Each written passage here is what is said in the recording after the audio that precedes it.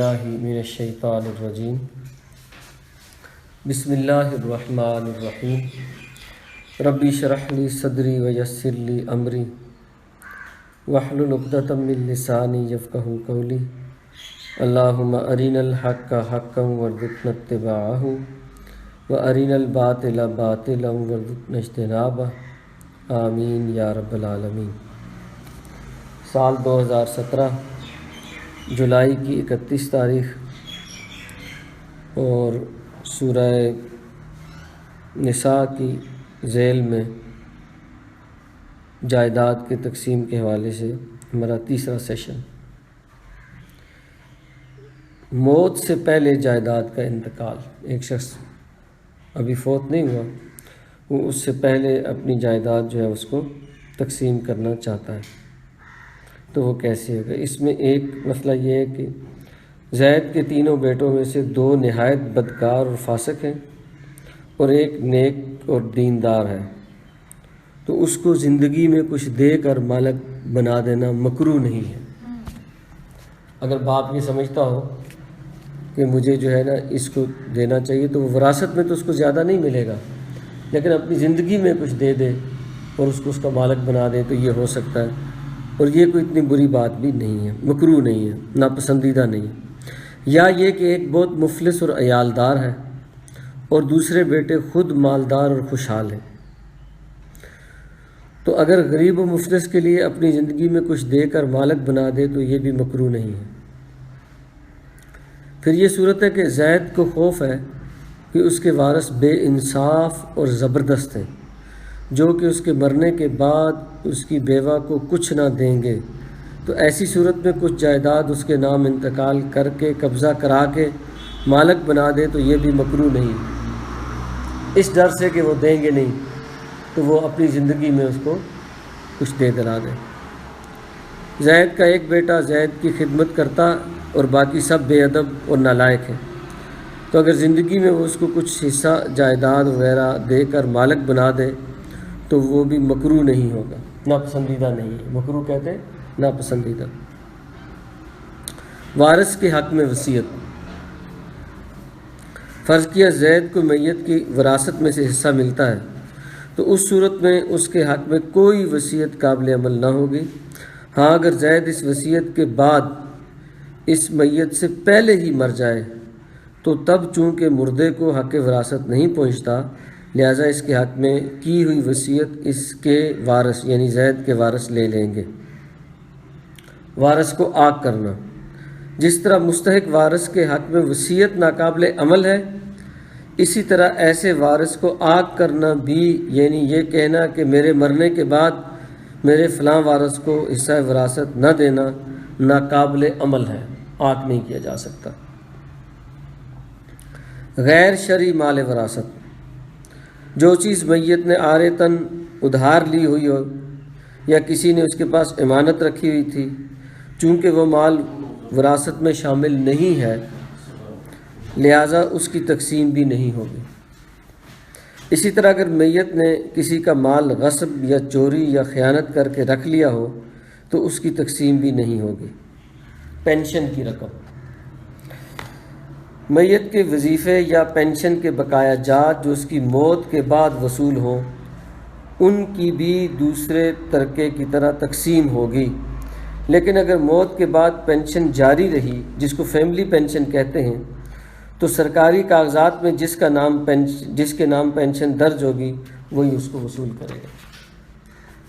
جو after death benefits ہیں وہ تو تقسیم ہوں گے، لیکن اس کے بعد جو پینشن جاری ہوگی تو جس کا نام لکھا ہوا اسی کے نام ہوگی۔ مسلسل غیر منقسم ترکہ، اس کو کہتے ہیں مناسخہ۔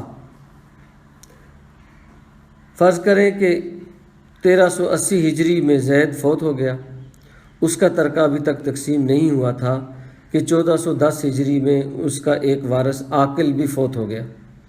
اب اگر زید کا ترکہ تقسیم کرنا چاہیں تو اس کی صورت یہ ہوگی کہ پہلے 1380 ہجری میں زید کی وفات کے وقت جو وارث زندہ تھے ان کے جدا جدا حصے معلوم کر لیں، اس سے زید کی جائیداد میں سے عاقل کا حصے کا تعین ہو جائے گا۔ پھر عاقل کے اس حصے کو اور اس کے اپنے کمائے ہوئے مال کو عاقل کے وارثوں میں تقسیم کر دیں۔ مشترکہ جائیداد، فرض کریں کہ زمین تو زید کی ملکیت تھی لیکن بکر نے اس پر مکان تعمیر کر لیا تھا۔ یہاں درج ذیل تین صورتیں ہوں گی۔ اگر بکر نے زید کی اجازت سے اپنے لیے مکان تعمیر کیا تھا، جس کی زمین تھی اس نے اجازت دی ہوئی تھی، تو اس صورت میں مکان کا مالک بکر ہوگا اور زید کی زمین عارض سمجھی جائے گی، یعنی ادھار ہوگی۔ پھر اگر زید اس مکان کو خریدنا چاہے تو بکر کو عام نرخ کے مطابق مکان کی قیمت ملے گی۔ جس نے مکان بنایا وہی مکان کا مالک ہے، کیونکہ اس نے اجازت لی تھی۔ لیکن اگر بکر اب یہ چاہے کہ غیر اس کے نیچے سے زمین تو نہیں نکالی جا سکتی، تو اب یہ ہے کہ مکان مجھے چاہیے، تو وہ پھر جو بھی مارکیٹ ریٹ ہے اس کے مطابق وہ مکان خرید سکتا ہے۔ اور اگر مکان زید کے لیے زید کی اجازت سے بنایا گیا ہو، زید کے لیے بنایا گیا اور اس کی اجازت سے بنایا گیا، تو مکان زید کا ہوگا اور جو کچھ اس پر خرچہ ہوا وہ زید پر بکر کا قرض ہوگا، اس کی ادائیگی زید کے ذمے ہوگی۔ اس نے کہا تھا کہ میرے لیے مکان بناؤ، تو وہ مکان بھی اس کا، زمین بھی اس کی، لیکن جس نے بنا کے دیا، جو خرچہ کیا، وہ قرض ہے۔ لیکن اگر بکر نے اپنے لیے زید کی رضامندی کے بغیر تعمیر کیا تھا تو بکر کے ذمے زید کی زمین خالی کر کے دینا ہوگا، اور اگر بکر اپنے مکان کی قیمت لینا چاہے تو اس صورت میں بکر کو اس مکان کے ملبے کے بقدر قیمت ملے گی۔ ملبہ جو مٹیریل ہے صرف اس کی قیمت ملے گی، مکان کی قیمت نہیں ملے گی، اس نے اگر بغیر اجازت اس پہ تعمیر کی۔ اچھا جی، مخصوص مال وراثت، فرض کریں زید نے اپنے بیٹے کی شادی کے لیے کچھ جائیداد جمع کر کے رکھی، یا بیٹی کے لیے جہیز مخصوص کر کے رکھا، یا مسجد کی تعمیر کے لیے اینٹ، لکڑی وغیرہ خرید کر اپنی ملکیت میں رکھی تھی، تو اس کی وفات پر ان سب کی تقسیم ہوگی، یہ ساری چیزیں تقسیم ہوں گی۔ لیکن اگر زید نے اپنی زندگی میں بیٹی یا بیٹے کی شادی وغیرہ پر خرچ کیا ہو تو وہ ترکہ شمار نہ ہوگا۔ عموماً آج کل وارث یہی کرتے ہیں کہ جب انہوں نے بیٹی کو، بہن کو محروم کرنا ہوتا ہے تو کہتے ہیں جی وراثت تقسیم ہو رہی ہے، اچھا جو تمہاری شادی پہ خرچ آیا تھا اس کا حساب کتاب لگاتے ہیں اور پھر وراثت میں سے وہ حصہ منہا کر لیتے ہیں۔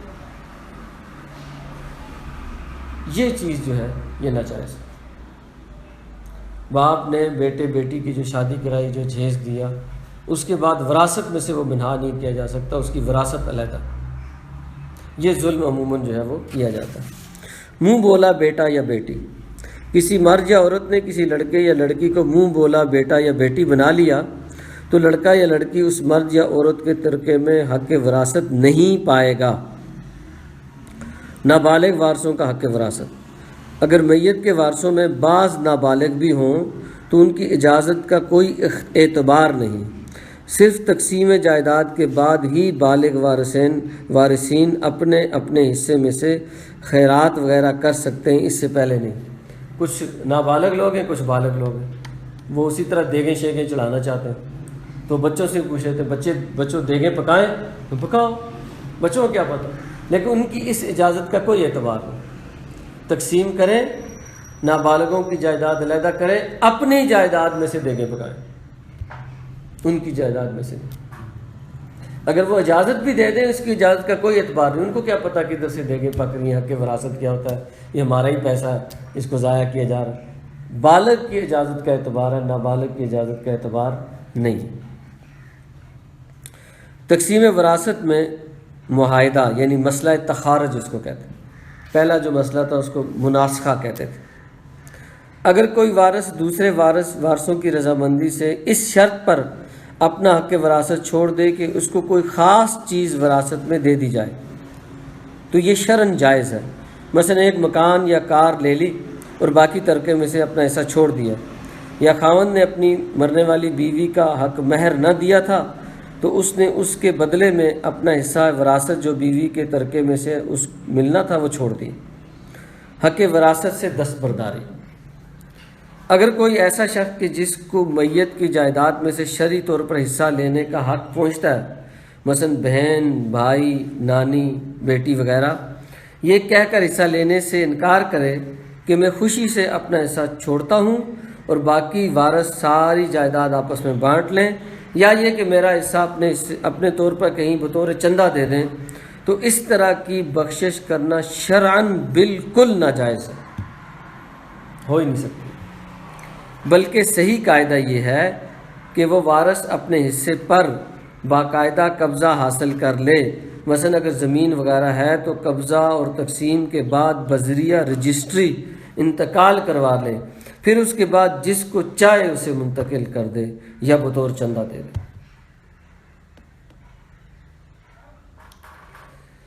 قاتل کا حق وراثت۔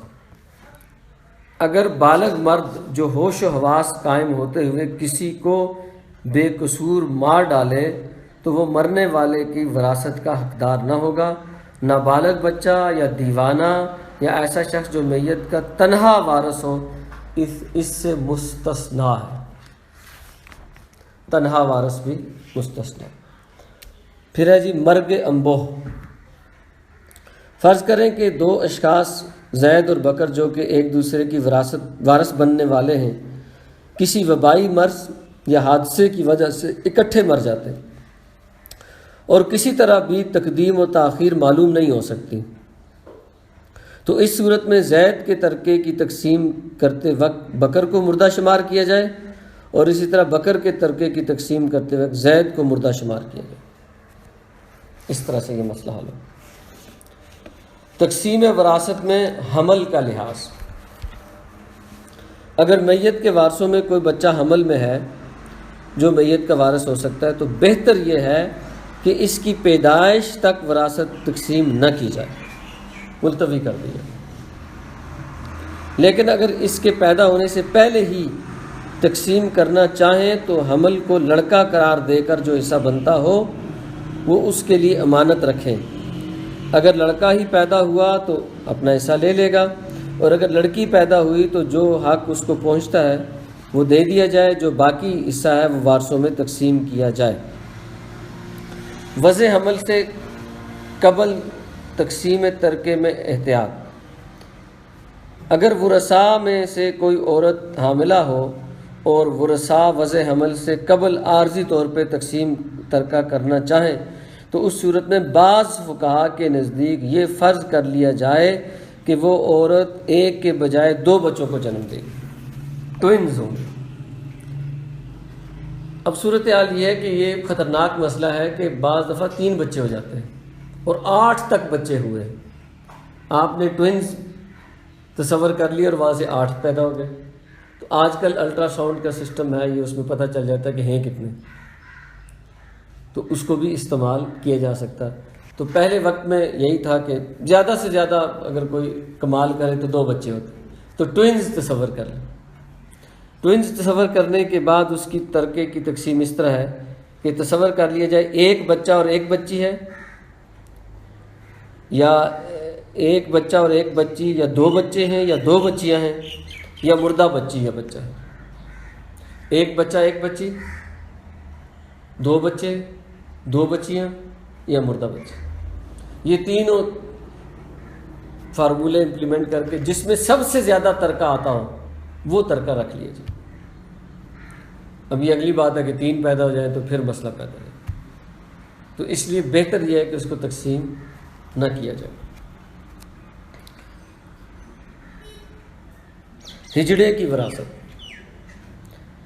ہجڑے وارث کے حصہ جائیداد کا اصول یہ ہے کہ اگر اس میں مردانہ صفات زیادہ پائی جاتی ہوں تو اس کو مرد تصور کیا جائے، اور اگر زنانہ صفات زیادہ پائی جاتی ہوں تو عورت تصور کیا جائے۔ اگر دونوں صفات برابر ہوں تو اس کو جس صورت میں خسارہ ہو اس کو وہی شمار کر کے جائیداد تقسیم کی جائے، جس صورت میں بھی اس کو کم جائیداد ملتی ہو وہ شمار کر کے اس کو کیا جائے۔ اچھا جی، لاپتہ شخص کی وراثت. اب یہ فقہ حنفی کا مسئلہ اور اس میں 90 سال کی عمر والا مسئلہ آ جاتا ہے. اگر کوئی شخص مفقود الخبر ہو جائے اور اس کی موت کا کچھ حال معلوم نہ ہو تو اس کی پیدائش سے لے کے 90 سال تک ترکہ تقسیم کر کے اس کا حصہ رکھ لیا جائے. یا یہ ہے کہ ہاں تو وہ رکھ لیا جائے، یا یہ ہے کہ اگر اس کا حصہ تقسیم کرنا ہے تو 90 سال کے بعد اس کو مردہ تصور کیا جائے اور پھر اس کا حصہ تقسیم کیا جائے. البتہ یہ ہے کہ قاضی کو یہ اختیار ہے کہ وہ حالات کے اعتبار سے مدت کا تعین کرے. شوافے کے نزدیک شاید یہ مدت 6 سال ہے. تو اس طرح سے یہ جو ہے نا وہ کیا جا سکتا ہے. رخصتی سے پہلے حق وراثت. اگر کسی لڑکے یا لڑکی کا خاوند مر گیا اور اس وقت تک اس کی رخصتی نہیں ہوئی تھی تو تب بھی وہ عورت وراثت میں حقدار ہے.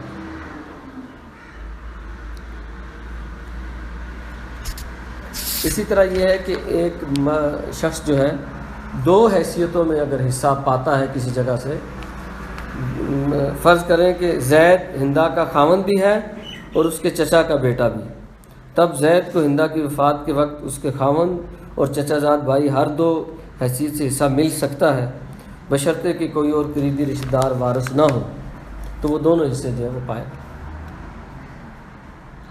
غیر ضروری کفن میں جو ضروری کپڑے ہیں وہ دیے جائیں. ایک چادر بھی ایکسٹرا دینا یہ ظلم ہے کیونکہ وارثوں کے حق میں سے ہے. غیر شرعی ورثہ، اصولی طور پہ صرف خونی رشتہ دار ہی وارث ہوں گے. بعض رشتہ دار مثلا ساس، سسر، بہنوئی، چچی وغیرہ کبھی بھی اس مخصوص رشتے کی بنا پر حصائی میراث نہیں پائیں گے.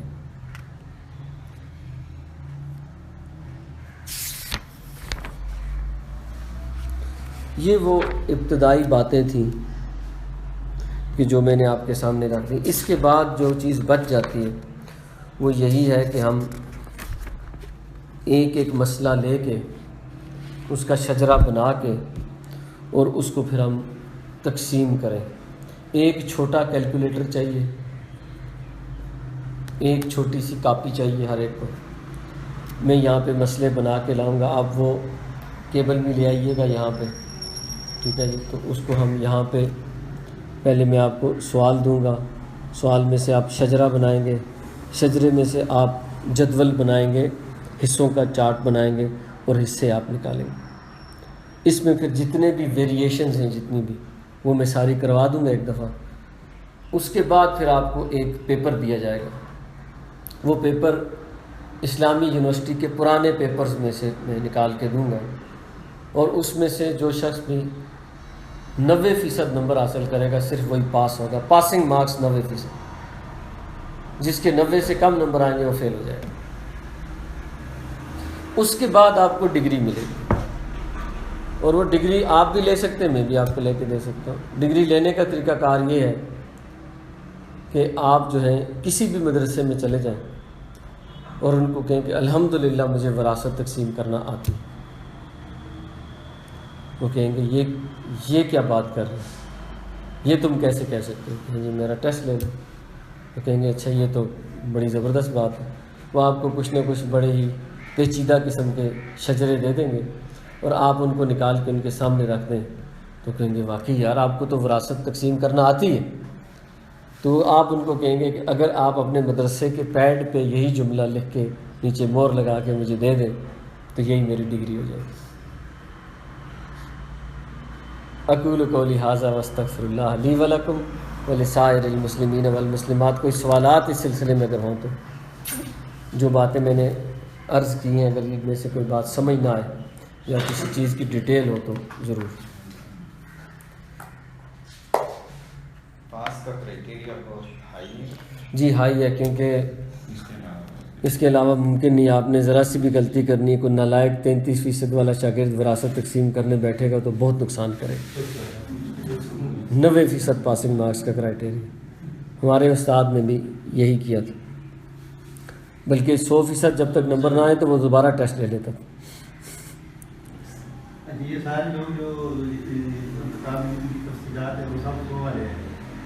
نہیں 90 سے اوپر والے، 90 یا اس سے اوپر والے، زیادہ 100 والے،